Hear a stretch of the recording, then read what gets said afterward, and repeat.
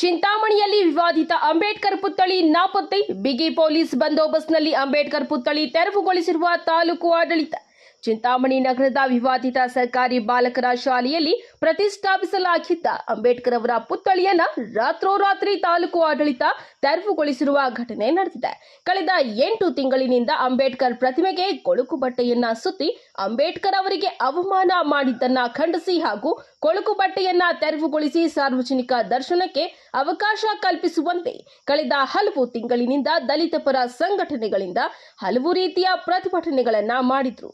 ಕೋರ್ಟ್ನ ಆದೇಶದಂತೆ ಬುಧವಾರ ಬೆಳಗಿನ ಜಾವ 2 ಗಂಟೆ ಸಮಯದಲ್ಲಿ ಬಿಗಿ ಪೊಲೀಸ್ ಬಂದೋಬಸ್ತ್ನಲ್ಲಿ ಅಂಬೇಡ್ಕರ್ ಅವರ ಪುತ್ಥಳಿಯನ್ನ ತಾಲೂಕು ಆಡಳಿತದಿಂದ ತೆರವುಗೊಳಿಸಿರುವುದಾಗಿ ಬಲ್ಲ ಮೂಲಗಳಿಂದ ತಿಳಿದು ಬಂದಿದೆ. ಇನ್ನು ಬೆಳಗ್ಗೆ 4 ಗಂಟೆ ಸಮಯದಲ್ಲಿ ಅಂಬೇಡ್ಕರ್ ಅವರ ಪುತ್ಥಳಿ ತೆರವುಗೊಳಿಸಿರುವ ವಿಚಾರ ಸಾರ್ವಜನಿಕ ವಲಯದಲ್ಲಿ ಹರಡುತ್ತಿದ್ದಂತೆ ದಲಿತ ಪರ ಸಂಘಟನೆಗಳ ಮುಖಂಡರು ಸ್ಥಳಕ್ಕೆ ಧಾವಿಸಿ ತಾಲೂಕು ಆಡಳಿತದ ವಿರುದ್ಧ ಕಿಡಿಕಾರಿದ್ದಾರೆ.